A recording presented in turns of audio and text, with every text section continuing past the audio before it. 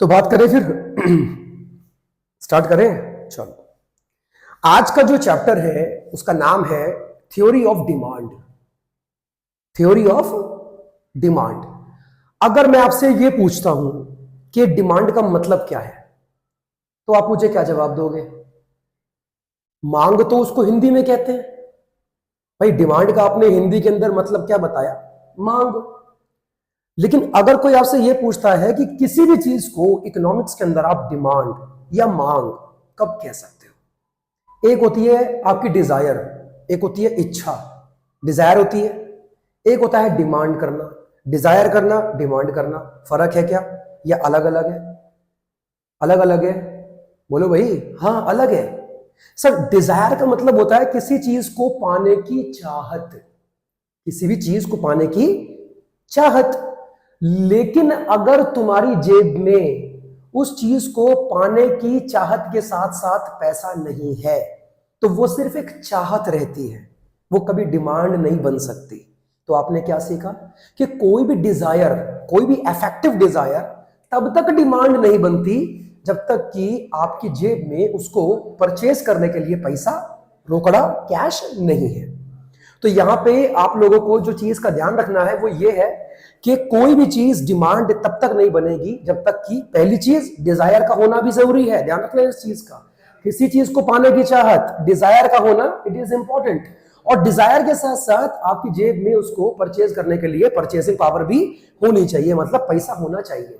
अच्छा, एक बात बताओ, आपके पास पैसा है, जेब के अंदर आपके पास बहुत पैसा है, लेकिन किसी चीज को पाने की चाहत नहीं है, डिजायर नहीं है, तब क्या वो डिमांड बन सकती है? ठेंगा नहीं बनेगा। डिजायर भी होनी चाहिए और उस डिजायर को पूरा करने के लिए आपके जेब के अंदर पैसा भी होना जरूरी है, अदरवाइज वो सिर्फ एक चाहत बन के रह जाएगी। बात समझ में आ रही है? अच्छा, एग्जाम्पल लेके बात कर लेते हैं। मैं एक बहुत ही महंगे शोरूम के अंदर जाता हूं कार का। चलो, रोल्स रॉयस है ना, रोल्स रॉयस। एक बहुत ही बेहतरीन मैंने उसका शोरूम देखा, मैं उसके अंदर चला गया। मुझे वहां पे एक गाड़ी पसंद आई, ब्लैक कलर की रोल्स रॉयस मान लेते हैं, और मेरे अंदर बड़ी चाहत है उसको लेने की, लेकिन जेब में पैसा नहीं है। देखो, चाहत तो है लेकिन जेब में क्या नहीं है? पैसा नहीं है। क्या आप उसको डिमांड बोलोगे? डिमांड नहीं है सर, क्योंकि सिर्फ चाहने से कुछ नहीं होता है, उस चीज को परचेज करने के लिए आपके पास पैसा भी होना चाहिए। अब आप अगर इस बात पे ध्यान दोगे, बिजनेस की दुनिया के अंदर आपकी डिजायर पर कोई ध्यान नहीं देगा, आपकी डिमांड पर ध्यान देगा। तो आपको सबसे पहली चीज जो समझनी है वो ये है कि इकोनॉमिक्स डिमांड का मतलब एक्सप्लेन करती है कि भैया डिजायर के साथ साथ खरीदने की औकात भी होनी चाहिए, तभी वो डिमांड कहलाती है ना। अब जैसे मान लेते हैं कि मैकडी, अगर आपसे कोई ये बोले कि मैकडी की ब्रांच गांव के अंदर भी खुल सकती है, क्या मैकडी अपनी ब्रांच खोलेगा? हाँ, खोल सकता है, लेकिन पहले क्या देखेगा कि वहां उनके सामान का डिमांड होगा या नहीं। देखो, डिमांड होगा या नहीं किस बात पे डिपेंड करता है? किस बात पे? उनके परचेजिंग पावर पे। वहां के लोग उनका हैमबर्गर, उनका टिक्की या उनका कोई भी सामान खाना चाहते तो हैं, लेकिन उनको खाने के लिए उनके पास क्या नहीं है? पैसा नहीं है। क्या ब्रांच खोलेंगे? क्योंकि वहां डिमांड नहीं है। डिजायर तो है लेकिन डिमांड नहीं है। बात समझ आ रही है? तो आपको इस चीज का ध्यान रखना है कि demand can be defined as anything और as any affective desire to obtain anything backed by a purchasing power. क्या बोला? Demand can be defined as anything और an affective desire to obtain anything backed by a purchasing power. किसी चीज को पाने की चाहत के साथ साथ बैकअप भी है, आपके पास पैसा भी है उसको परचेज करने के लिए। That is your demand. बात समझ में आ रही है? कुछ पूछना चाहते हो? पूछ लो अभी, फिर मैं आगे बढ़ जाऊंगा। नोट कर दूं यहां पे या ढंग से क्लियर हुआ? लिखना नहीं है? चलो ठीक है। सर, अब आप क्या पढ़ाने वाले हैं? हमको डिमांड का कॉन्सेप्ट क्लियर हो गया है। अब हम पढ़ेंगे कि असल में डिमांड के टाइप कितने होते हैं। डिमांड के टाइप पढ़ेंगे हम। चल, तो सबसे पहले आपको जो चीज ध्यान रखनी है वो ये है कि डिमांड कितने तरह की हो सकती है ना। आपकी बुक में दो तरह की डिमांड का जिक्र मिलता है। पहला लिखा है इंडिविजुअल डिमांड, पहला क्या बोला, पहला बनता है इंडिविजुअल डिमांड और सेकंड बनता है मार्केट डिमांड। आप अगर देखेंगे तो इन दोनों टाइप की डिमांड का जिक्र किया गया है आपकी बुक के अंदर। बता सकते हो कि ये क्या होती हैं? पता है? स्कूल में हो गया, समझ में नहीं आया तो स्कूल जाते क्यों हो फिर? मैडम को देखने? क्या हो गया भाई? चलो, बहुत अच्छा आपने जवाब दिया मुझे, ठीक है। ये हो गया इंडिविजुअल डिमांड और मार्केट डिमांड। इंडिविजुअल डिमांड क्या होती है? आओ चलो, इसका मतलब होता है जब किसी एक चीज की डिमांड कोई एक कंज्यूमर करता है। Repeat repeat one more time. क्या बोला? किसी एक चीज का demand by a single consumer. Ram demand करता है इस पेन का। राम एक कंज्यूमर है, ये पेन एक प्रोडक्ट है। सामान भी एक होना चाहिए और कंज्यूमर भी एक होना चाहिए, तभी वो इंडिविजुअल डिमांड कहलाएगा। बात समझ में आ रही है? क्या बोला? फिर से रिपीट करो। इंडिविजुअल डिमांड के अंदर one consumer, consumer CONSUMER, one consumer, पहला पॉइंट। और सेकंड पॉइंट क्या बना? वन कमोडिटी, एक सामान होना चाहिए और एक कंज्यूमर होना चाहिए, है ना? बिल्कुल सही। अब वही अगर मैं आपसे मार्केट डिमांड की बात करता हूं, डेफिनेशन की बात नहीं करूंगा क्योंकि बुक में लिखी हुई है, तो उसको लिखे हम पे वो टाइम खराब करने वाली बात है और तो कुछ भी नहीं है। आप एक बार चेक तो करो बुक में लिखा क्या है आपकी, मैं वही आपको एक्सप्लेन करूंगा जो बुक में लिखा है, समझाऊंगा कुछ अलग से नहीं। टैली कर सकते हो, टैली कर देना, है ना।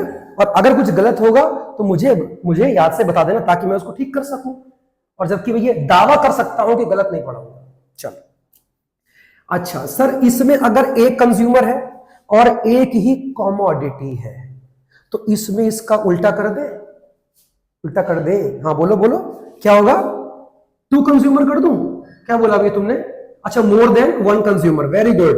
मोर देन वन कंज्यूमर, बहुत अच्छा जवाब आपने दिया। और सेकंड, इसका उल्टा करो, इसका उल्टा करो, वन कमोडिटी। अगर इंडिविजुअल डिमांड में सामान एक था तो मार्केट डिमांड में सामान एक से ज्यादा हो जाएगा। गलत जवाब। यही सीखना है आपको, चाहे मार्केट डिमांड हो या इंडिविजुअल डिमांड हो, कमोडिटी एक ही रहेगी, one commodity.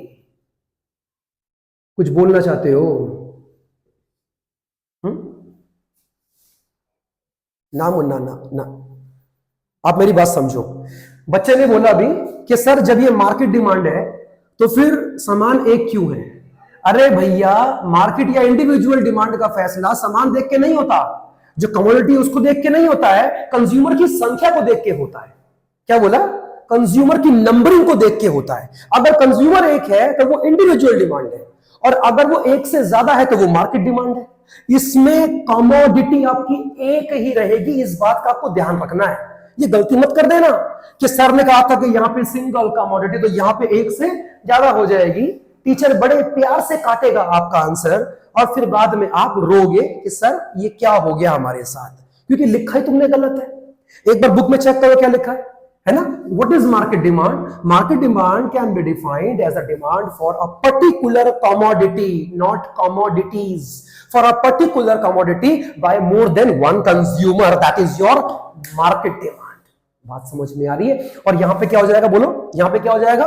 Individual demand can be defined as a demand for a particular, again a particular commodity by only one consumer. तो आपको ये पहले तो इस बात को समझना है कि जो कंज्यूमर है, खाली उन्हीं के वेरिएशन की वजह से एक इंडिविजुअल डिमांड बना और एक मार्केट डिमांड बना।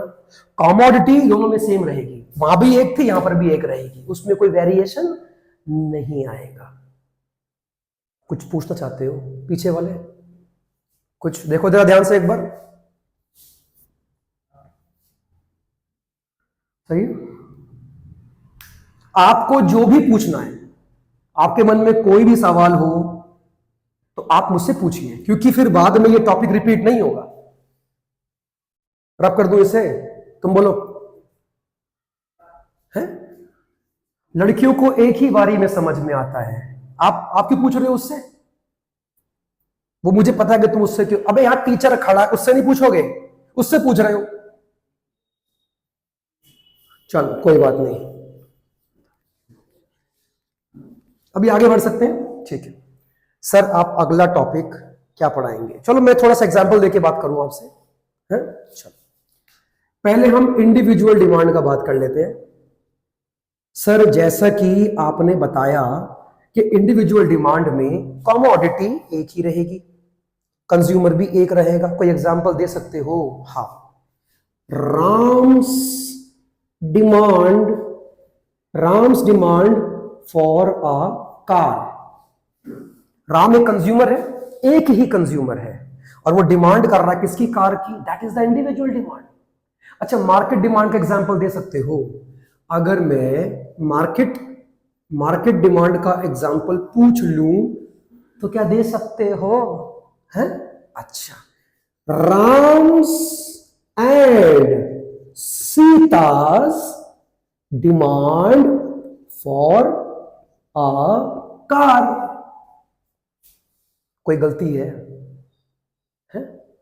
अरे यहां भी एक कार, यहां भी एक कार, सिर्फ कार का डिमांड हो रहा है, लेकिन जो चेंजेस आ रहे हैं वो कौन लेके आ रहा है? कंज्यूमर की संख्या। अच्छा, इसको इंडिविजुअल डिमांड क्यों कहा? क्योंकि खाली राम की बात हो रही है, राम का डिमांड फॉर अ कार। और यहां पे जब राम और सीता कंज्यूमर एक से ज्यादा हो गए तो उसको नाम क्या दिया? बोलो, मार्केट डिमांड। दोनों में समान एक ही है, कार ही है, ठीक है। अच्छा, 12th क्लास में क्या होगा? मैक्रो आएगा, मैक्रो इकोनॉमिक्स। और मैक्रो में ना डिमांड का एक और कॉन्सेप्ट आएगा जिसका मतलब है एग्रीगेट डिमांड। अभी हालांकि उससे कोई मतलब नहीं है हमारा, लेकिन फिर भी वो भी एक टाइप की डिमांड है। तो डिमांड तीन तरह की हो गई। पहली क्या बनी? बोलो, पहली क्या बनी? इंडिविजुअल, सेकंड मार्केट, तीसरी एग्रीगेट। तो एग्रीगेट के बारे में अभी हम बात नहीं करेंगे, वो सब बाद में आएगा। रब कर सकता हूं?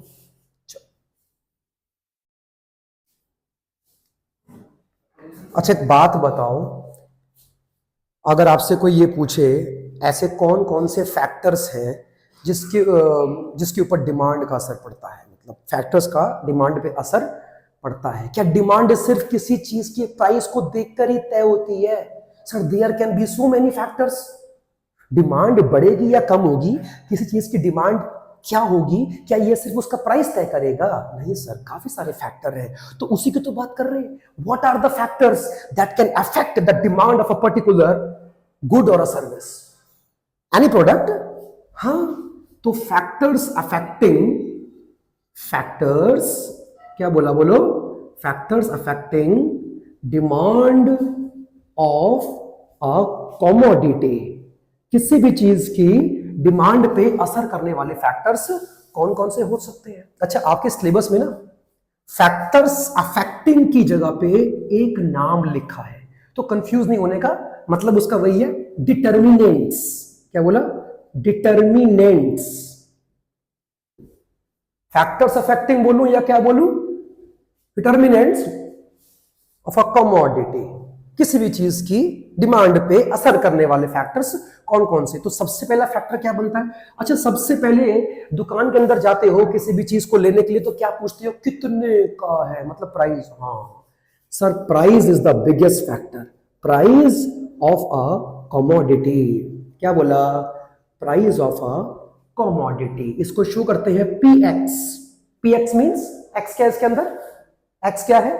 Yes, it is a commodity, price of x commodity. Price is the biggest factor sir. हमारे तो देश के अंदर सबसे पहले लोग उसका क्या, हमेशा उसका रेट ही पूछते हैं। भैया कितने का दिया? बोलेगा 100 रुपए का। 80 का लगाओ ना, मतलब वहां पर भी बार्गेनिंग करेंगे, जबकि मालूम है कि 20 रुपए हम बचा के अमीर नहीं बनेंगे ना, वो रईस बन जाएगा, फिर भी बार्गेनिंग करते हैं। चलो, हमारे नेचर में है ना, कोई बात नहीं। सेकंड बता सकते हो? हाँ, इनकम ऑफ द कंज्यूमर, मतलब इनकम ऑफ द कंज्यूमर, इसका मतलब बताओ। इकोनॉमिक्स के अंदर इनकम का सिंबल वाई होता है। क्या होता है? वाई। कंफ्यूज्ड?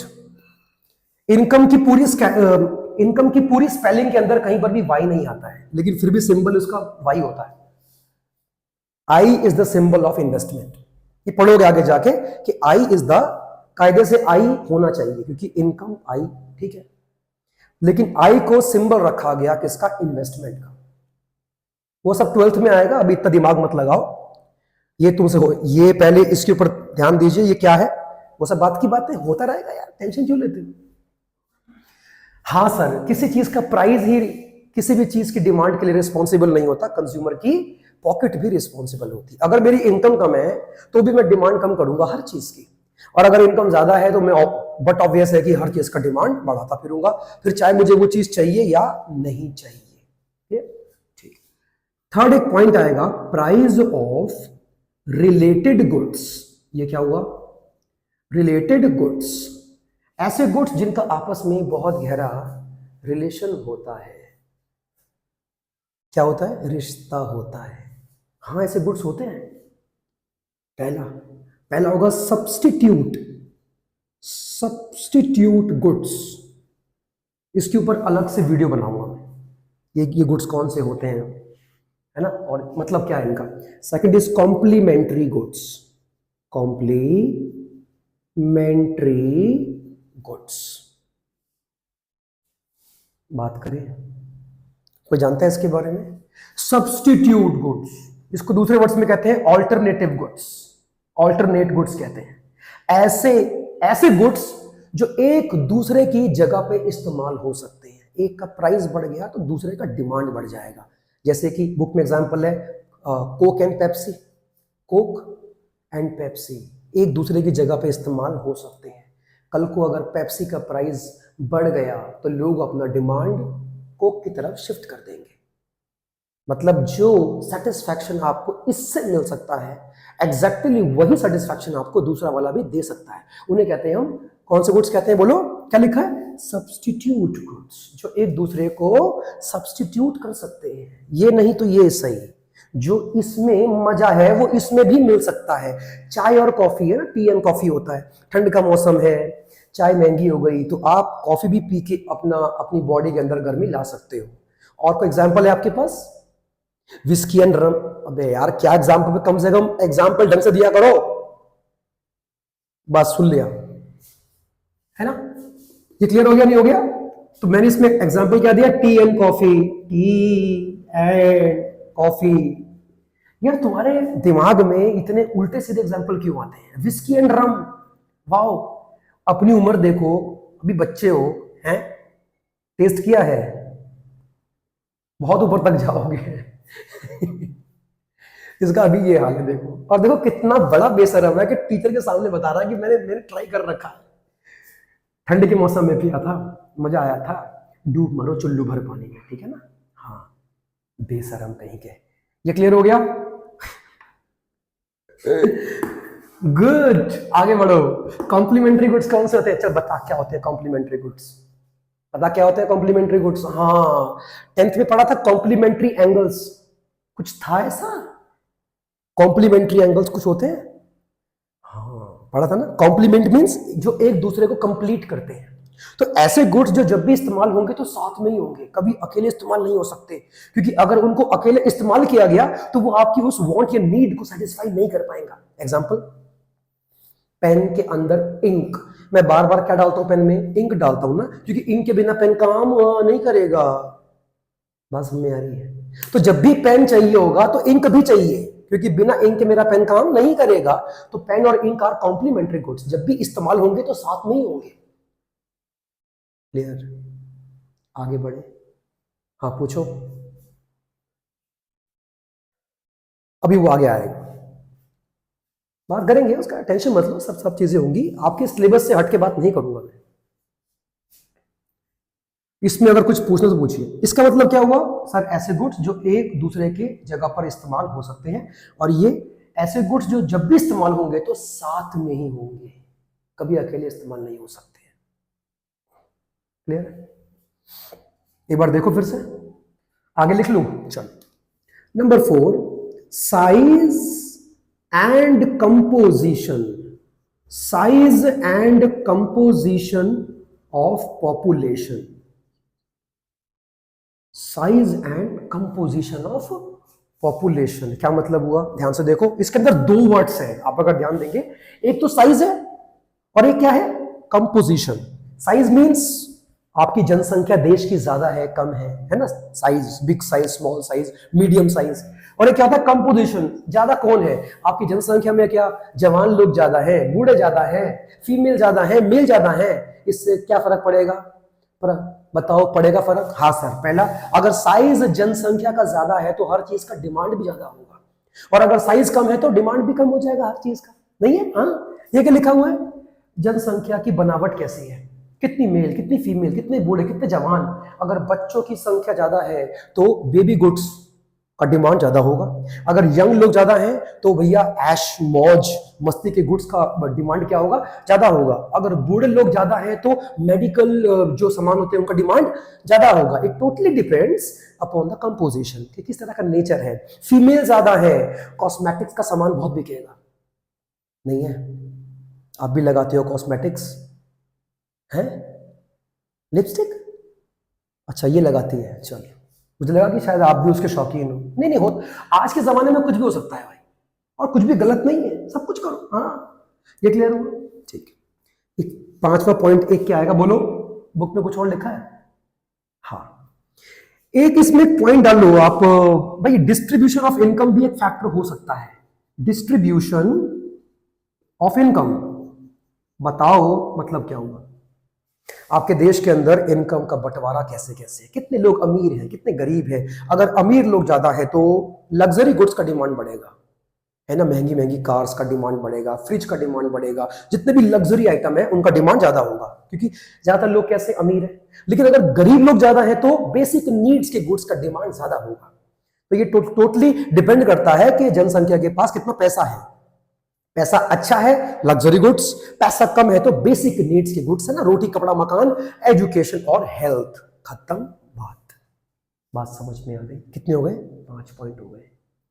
हालांकि एग्जाम में 6 पॉइंट आएंगे, तो क्योंकि 6 नंबर का ही आता है पेपर में, कोई क्वेश्चन अगर आ गया तो 6th पॉइंट हम क्या लिख सकते हैं इसके अंदर? हालांकि पॉइंट तो बहुत सारे है ना, taste and preference of the consumer, taste and preference, इसका मतलब क्या होता है, जो लोग, प्रेफरेंस ऑफ द कंज्यूमर, जो आबादी में लोग हैं उनका टेस्ट, उनके शौक, उनका प्रेफरेंस क्या है।